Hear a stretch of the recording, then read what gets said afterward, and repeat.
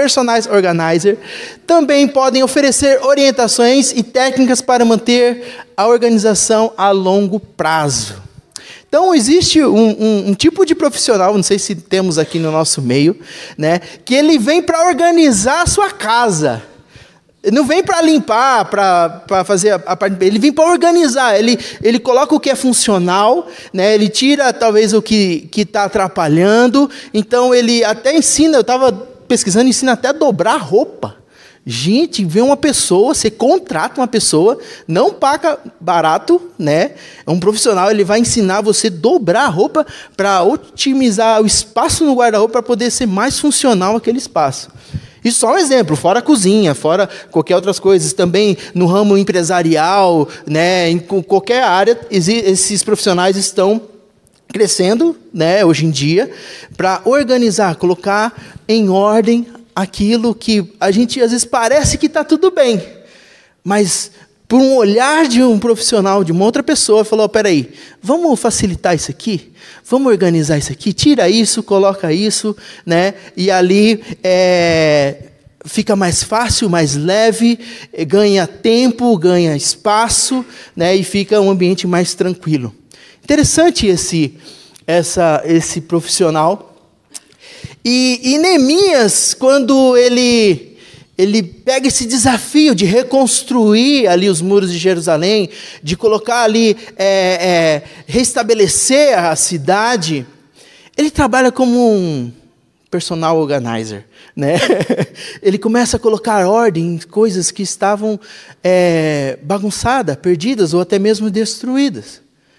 É interessante isso, nós olharmos em algumas áreas de nossa vida que precisa ser transformada. Que às vezes a gente olha e fala, não, minha vida está tranquila. Está tudo bem, minha casa está tranquila. Minha rotina está de boa. Está tudo bem. Mas quando nós olhamos, pedimos a opinião de um profissional, ele começa a olhar e fala, peraí, isso aqui você não está usando. Deixa para lá.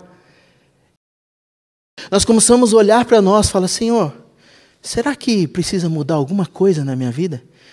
Será que está tudo em ordem? Está tudo organizado? E Neemias, no capítulo 7, ele começa a trabalhar em algumas áreas da cidade. E que nós possamos estar observando nessa manhã. 2 áreas que ele trabalhou de início, né? A partir do capítulo 7, nós vamos ver ele trabalhando em várias áreas dentro da cidade. Não somente na parte de construção, não somente na parte física, mas agora ele vai começar a trabalhar na parte espiritual, na parte da organização como cidade, como deve se comportar, revendo alguns princípios e alguns conceitos que Deus já tinha estabelecido lá atrás para o seu povo. Então Neemias ele restaura algumas questões. E a primeira parte que ele vai trabalhar é a proteção e segurança da cidade, né? Depois que o muro foi reconstruído e que eu coloquei as portas no lugar, foram nomeados os porteiros, os cantores e os levitas, né? Depois ele colocou a ordem, as portas de Jerusalém não deveriam ser abertas enquanto o sol não estiver alto. E antes de deixarem o serviço, os porteiros deverão fechar e travar as portas. Então, Neemias tinha estabelecido a proteção e a segurança da cidade. Porque não adiantava nada ele ter construído os muros, fechado todas as brechas, colocado as portas e deixar a porta aberta para todo mundo entrar, todo mundo sair, virar uma bagunça. Até mesmo os inimigos se infiltrarem e querer destruir novamente a cidade. Então, ele reestabelece a proteção e a segurança. E o primeiro princípio, ele coloca pessoas certas nos lugares certos, né? Aqui, ele nomeia Hanani. Oh, gente, é difícil falar esse nome. Hanani, o irmão dele, como governador. Quem que foi Hanani? Vocês lembram? No começo da história, lá no capítulo 1, foi aquele que foi visitar Neemias. E numa conversa, num café da tarde ali, Neemias perguntou, aí, como é que está Jerusalém lá? E aí Hanani falou, as portas estão queimadas, a cinza predomina. E Neemias fica indignado e falou, mas espera aí, Já faz 70 anos que o povo saiu da Babilônia, que não é mais cativo, e a cidade continua dessa maneira. E ali ele se entristece, ora e toma uma atitude para poder mudar essa situação. Então Hanani era uma pessoa muito importante, que ele se preocupava também com Jerusalém. E ali Neemias coloca ele também como um governador. E depois ele escolhe outras pessoas, né? O Hananias, né, o maioral do castelo, sobre Jerusalém, ou seja, ele ficou responsável pela guarda, né, pelas torres, né, ali responsável pela segurança de Jerusalém. Então, Neemias, ele escolheu homens que tinham valores absolutos, né, tinha características que eram homens fiéis a Deus, né, temente a Deus, que era muito semelhante como Neemias. Então ele reestabelece a segurança. E depois coloca ordens, fala, não abram as portas enquanto o sol não estiver claro, não estiver alto. Ou seja, enquanto o dia não clarear, vocês não abrem as portas, permanecem trancadas, para que o inimigo não entre. Né? E quando estiver escurecendo, tranque as portas, se protejam. Lembra que nós sempre falamos dos inimigos que estavam à volta? E aqui ele continua, mas com um propósito de segurança e proteção. Importante isso, ele restabelecer isso. E agora eu pergunto, como que está essa área em nossas vidas? Será que estamos nos cuidando, nos protegendo espiritualmente contra os ataques do inimigo? Colocando alguns limites? As portas não estavam escancaradas. Tinha alguns limites. E isso são áreas da nossa vida que nós temos que prestar atenção. E qual que são os meios de proteção? Porque os meios físicos de proteção nós temos. Eu creio que talvez cada um tem um porteiro, um segurança, ou uma cerca elétrica, um alarme, né? Isso são básicos. Paga um vigia, um guarda. Mas e o nosso coração? A nossa vida espiritual, nossa comunhão com Deus? Como que está? Como que está essa área da nossa vida? Neemias zelou por isso em Jerusalém. Falou, vamos cuidar. Vamos cuidar, porque senão nós vamos perder tudo que fez até agora. O inimigo vem novamente, destrói toda a cidade e ali se acaba tudo. Então, interessante essa primeira área onde Neemias trabalhou em reconstruir, em colocar ordem nisso. E às vezes nós somos levados por várias ondas, né, de doutrinas, de filosofias erradas, que são contra o que o Senhor nos ensinou. Nós temos que tomar cuidado com isso. Segunda área que Neemias quis colocar em ordem foi o censo dos repatriados. Foi colocar em ordem, saber quem que era o povo. Mostrar a identidade do povo. Quem que era o povo? Quantos que estavam ali? Quem que tinha vindo da Babilônia? Quem que foi levado cativo? Como é que são as famílias? Quem que era a família sacerdotal? Quem que eram os descendentes de Levi, os levitas? E Neemias, ele priorizou isso e falou, não, vamos fazer o censo, né? No total, olha, tinha bastante gente, viu? Jerusalém, apesar que era poucas, que ele comenta que tinha várias casas que ainda não tinham sido reconstruídas, mas o total foram 42.360 homens, né? Isso aqui, sem colocar as mulheres, só contava os homens, né? Depois 7.337 servos e servas que havia entre eles, depois cantores e cantoras, né, que participavam no templo, possuíam até cavalo, ele colocou aqui, 736 cavalos, né, 246 mulas, né, para carregar, que foram usados para a reconstrução, né, camelos e jumento. Olha, jumento tinha bastante, apareceu do sertão, que é forte, jumento é forte, é resistente. Né, um animal resistente ao calor, né, à água, e eu descobri que ele come papelão, né? Lá no sertão o pessoal dava papelão para o jumento comer, e ele comia com gosto, assim, mastigava tão bonito assim, ó, e ficava todo muito feliz quando comia papelão, né? Eu não sei se faz mal ou não, mas pelo menos na história, na cultura, faz parte, né? Mas então ele fez o censo completo da cidade, né? Tem uma divergência com a lista de Esdras, né? Mas foi a questão talvez de contagem, alguma coisa, mas resumindo deu isso, né? Mas qual que era o propósito de fazer esse censo? Não era somente chegar nesse número, digamos assim, para ter votos, obter votos ou eleição, mas ele precisava saber a descendência de cada um, qual que era a identidade de cada um, se realmente quem estava ali morando pertencia ao povo de Deus, se eram descendentes, principalmente de Levi, da tribo de Levi, porque eram os únicos que poderiam exercer o trabalho no templo. Existia uma lei, uma regra sobre isso. Não poderia ser qualquer pessoa um sacerdote. Precisavam ele pertencer a uma família sacerdotal. E Neemias se importou muito com isso. E tem uma frase que eu não sei quem que citou, mas ela diz assim, alguém já disse que um povo que não tem passado não tem memória. Quem não tem memória não tem futuro. É muito importante nós sabermos as nossas origens. E Neemias foi bem criterioso nisso, né? Ele fez várias listas ali. E o interessante é que o povo judeu, aqui nós estamos falando de Jerusalém, da cidade de Jerusalém, mas o povo judeu é um milagre na história, amados.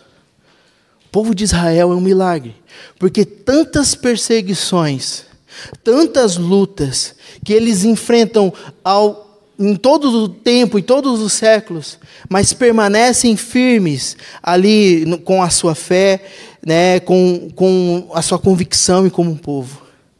Não vemos diferente hoje na nossa realidade, o povo querendo atacar, né, tanto Jerusalém, embora seja uma entre o Hamas e Jerusalém, mas todos que se levantam contra Israel, eles não querem conquistar território, querem um pedacinho, não, eles querem destruir.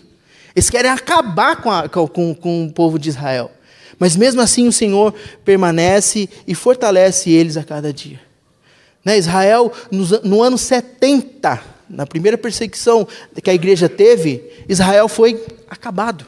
Jerusalém foi destruída. Né? O Império Romano dominou e acabou com tudo. Depois só voltou a ser nação em 1948. Olha quantos séculos que ficou sem uma nação, mas mesmo assim o Senhor permaneceu esse povo.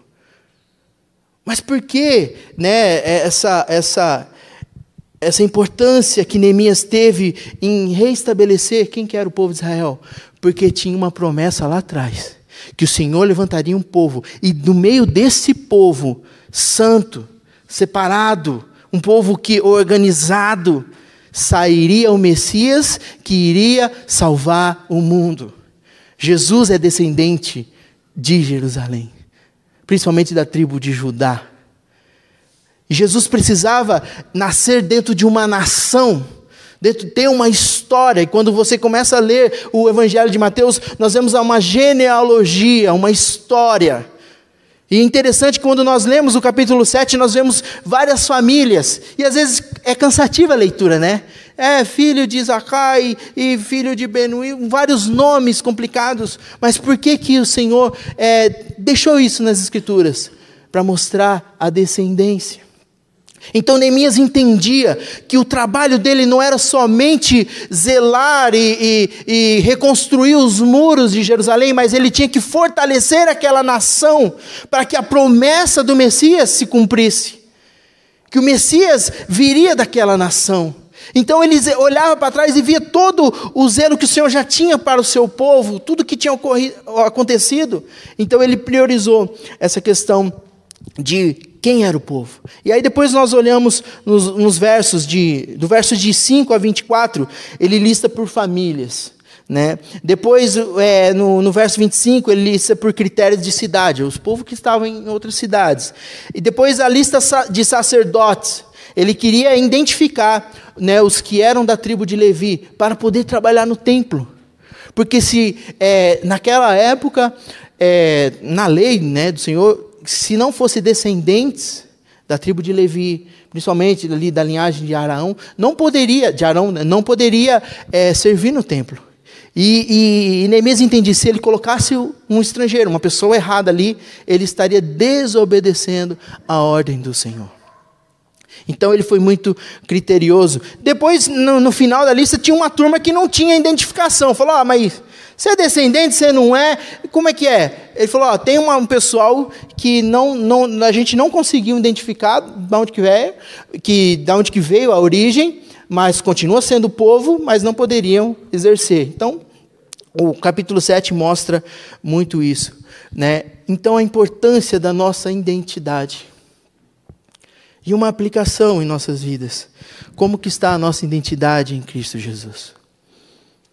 Porque quando nós estamos em Cristo, pertencemos a uma família que é a Igreja de Cristo, que agora é a Nova Jerusalém, a Igreja de Jesus é a Jerusalém celestial, a Igreja invisível, né? Não a placa, mas assim, aqueles que são seguidores de Jesus, se tornam como essa Jerusalém, Israel, o povo de Deus espiritual. E como que está a nossa identidade diante disso? Quem somos? Não precisamos investigar se nós temos a descendência de Abraão, né, na nossa linhagem. No Japão tem um documento que chama Koseki Tohon. Koseki Tohon, todo descendente tem que ter esse documento que prova a origem que ele é descendente, quem eram os avós, né, e ele fica registrado no Japão, né, na cidade lá da família, e você tem que usar esse documento para poder trabalhar ou retornar para lá, que é uma prova da nossa descendência japonesa, né? E nós, como cristãos, qual que é esse documento? O que nos permite a fazer parte do povo de Deus? Jesus Cristo. Nós entregarmos a nossa vida para Jesus. Ele nos regenera, faz ser uma nova criatura, e nos faz pertencer a uma família. Neemias priorizou isso. E a terceira área que Neemias comenta, né, que aqui já um resultado dele colocar em ordem toda a cidade, foi a contribuição para o trabalho, ou seja, a generosidade, né? Alguns dos chefes da família contribuíram para o trabalho. O governador, interessante, ele fala, o governador, mas quem que era o governador? Né? Era o próprio Neemias, né? Depois ele instituiu o irmão, mas o próprio governador deu à tesouraria 8 quilos de ouro. Coisa leve, assim, 8 quilos de ouro, né? Quase nada, é um trocado, né? E ali 50 bacias, 530 vestes para sacerdote. O pessoal do artesanato, imagina fazer o trabalho que dá para fazer uma veste sacerdotal, né? Que tinha todos os bordados, todas as sequências, as pedras e tudo. Imagina o trabalho, só foi 530 que ele doou, né? E alguns dos chefes de famílias deram, aí depois tem os relatos, mas o povo foi generoso. O povo contribuiu. Eles entenderam que era necessário contribuir para que a obra continuasse, para o que Neemias tinha começado fosse cumprido ali. Sabia que ele tinha que restabelecer a ordem do templo, como que funcionaria a cidade, e o povo todo abençoou e contribuiu e esteve nesse projeto. E nós hoje em dia não somos diferentes. Nós participamos, abençoamos, né, através dos nossos dízimos e ofertas para contribuir com que a obra de Deus continue a andar, a caminhar. Né? Lá embaixo nós temos uma TV que mostra os missionários que apoiamos, as ordens que apoiamos. E apoio não é somente orar, oh Deus abençoe. Não, é financeiro, mandar recursos. Né? Então isso envolve também a parte financeira. Né? Então isso foi uma consequência que o povo teve em resposta ao que Neemias já tinha começado a colocar em ordem na vida da cidade ali. Amados, agora para concluir, eu vou sair um pouquinho agora do livro de Neemias e vamos aplicar um pouco sobre a importância da ordem na vida do cristão. A importância de colocar em ordem algumas áreas de nossas vidas.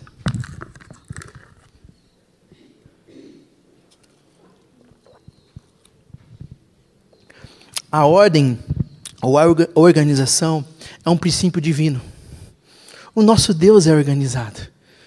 O nosso Deus, Ele trabalha nesse princípio. Lá em Colossenses 2:5, porque embora, Paulo escrevendo para aquela igreja, porque embora esteja fisicamente longe de vocês, em espírito estou presente, e me alegro em ver como estão vivendo em ordem, e como está firme a fé que vocês têm em Cristo.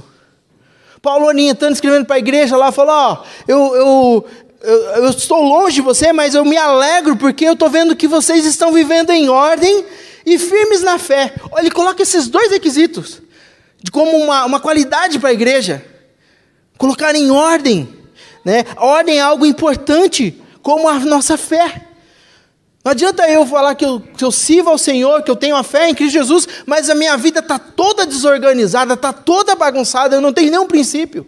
Isso é importante, né? Em 1 Coríntios 14:40 diz, mas tudo deve ser feito com decência, em ordem. Ou seja, organização. Em Tito também, Paulo recomenda a Tito, fala, a razão de tê-lo deixado em Creta foi que para que você pudesse, em ordem, o que ainda faltava, e constituísse presbíteros em cada cidade como eu instituí. Então Paulo fala para Tito, eu vou deixar você em Creta, mas coloque em ordem aí algumas áreas que está precisando na igreja daí. É importante, amados, nós entendemos que o nosso Deus é um Deus de ordem, de organização. Neemias pega uma cidade toda destruída, embora tinha moradores, tinha quase 50 mil pessoas lá dentro, rodando ali, mas estava desorganizado. E ele começa a organizar. E o nosso Deus também faz isso com as nossas vidas. Ele começa a organizar várias áreas, né? E como nós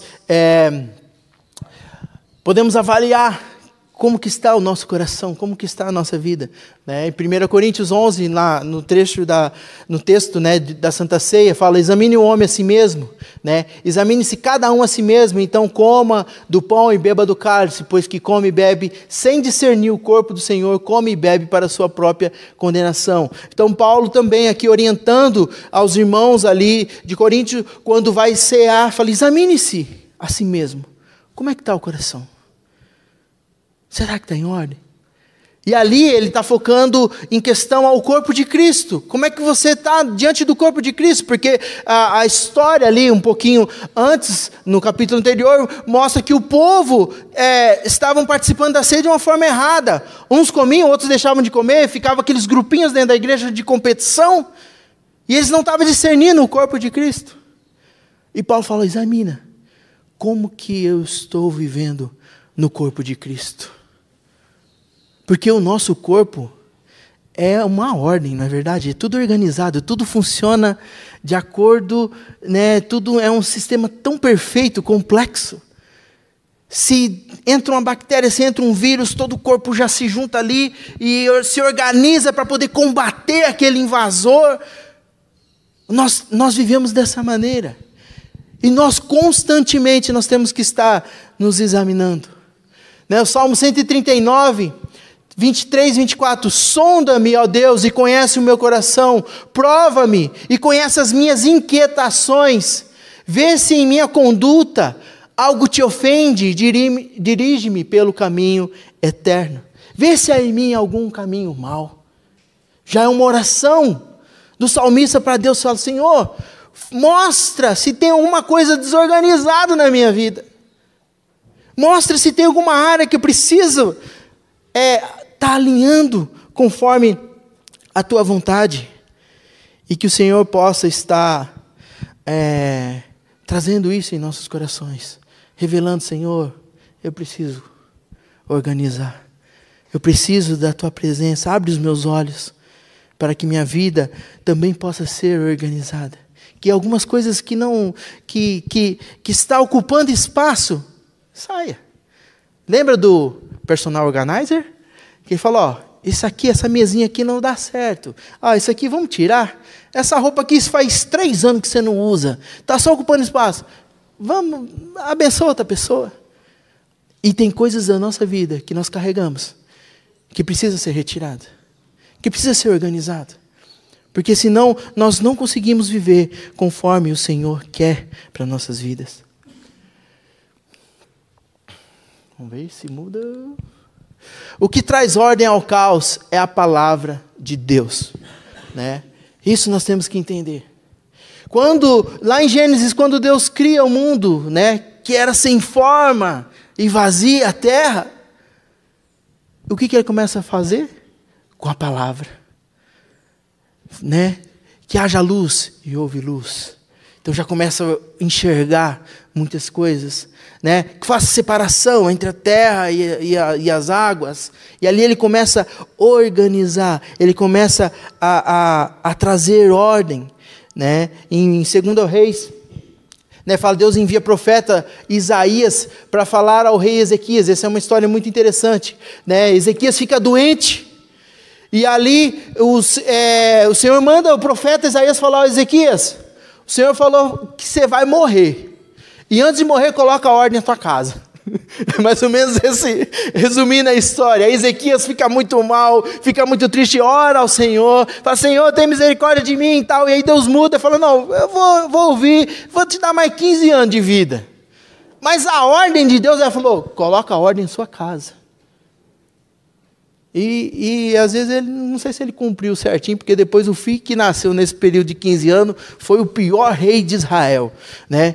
Só fez coisa ruim, né? Mas é interessante isso, que o Senhor, ele orienta, fala, ó, coloca a ordem na tua casa, né? Em Gênesis 18, pois eu escolhi para que ordene aos seus filhos e aos seus descendentes que conservem no caminho do Senhor, fazendo o que é justo e direito, para que o Senhor faça vir a Abraão o que lhe prometeu, né? Então o Senhor sempre falando, ó, o que é justo, o que é direito, né? Provérbios 4, 26, pondera as veredas dos teus pés, e todo o teu caminho será, né?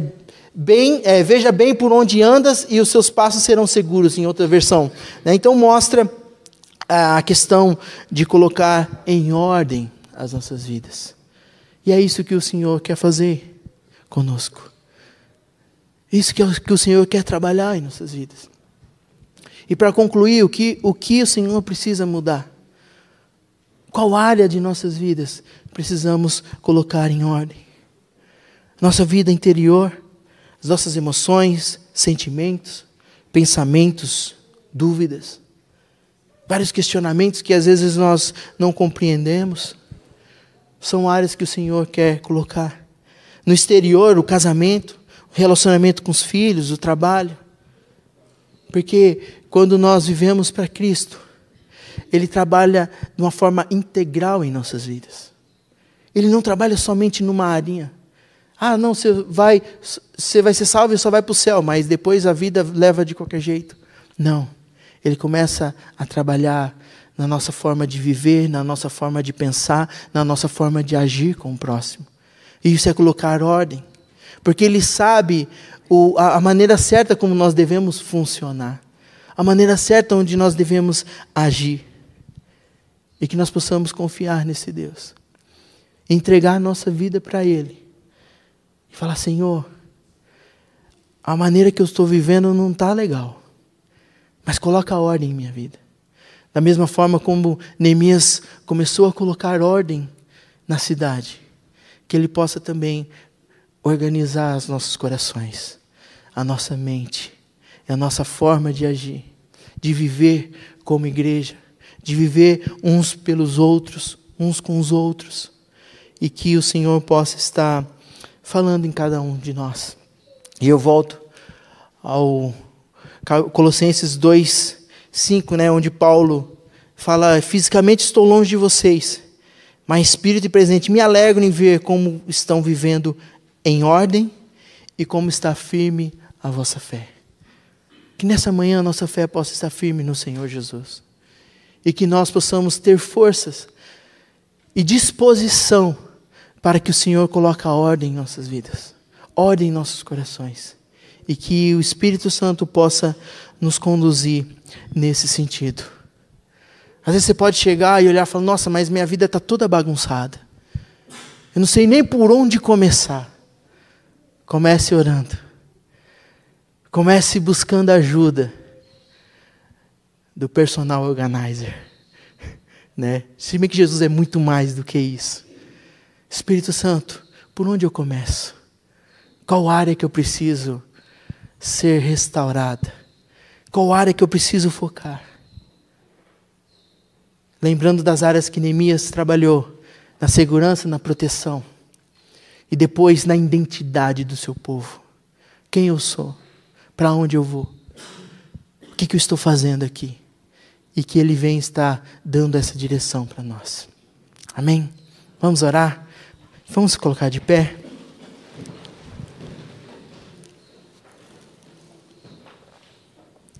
E que você possa estar orando diante de Deus nessa manhã e falando, Senhor, talvez a minha vida possa estar toda bagunçada,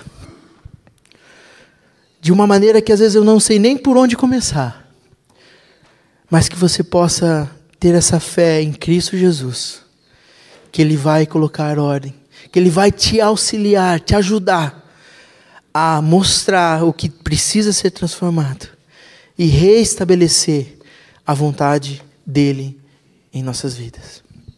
Pai querido, em nome de Jesus eu te peço, Senhor, e clamo, ó Deus, pela Tua igreja, Pai, que a Tua palavra, Senhor, venha trabalhar em nossos corações, ó Pai, nessa manhã, e que realmente nós possamos estar tendo a nossa vida organizada por Ti, Senhor. Ó Deus, tantas áreas que precisam ser trabalhadas, ó Pai. Que o Senhor possa, Senhor, estar falando em cada coração nessa manhã, Senhor. Guardando, Senhor, e colocando ordem nos sentimentos, ó Pai. Nos pensamentos, Senhor. Nos medos, ó Deus, nas tristezas, ó Pai. Que o Senhor possa, Senhor, estar trabalhando em cada coração, ó Deus. Em cada família, eu te peço, Senhor. Em cada relacionamento, em cada casamento aqui, ó Pai, que o Senhor possa estar colocando em ordem, ó Pai, e mostrando para nós o que fazer, ó Deus. Em nome de Jesus, guarda e abençoe o Teu povo, ó Pai. Eu te peço, Senhor, e que principalmente, ó Pai, possamos ter essa identidade que o Senhor nos traz, que o Senhor nos dá através do Teu Filho Jesus, ó Pai. Que possamos fazer parte do Teu corpo, ó Pai, e desenvolver a cada dia, Senhor, em Ti, ó Pai. Em nome de Jesus. Amém. E amém, amados.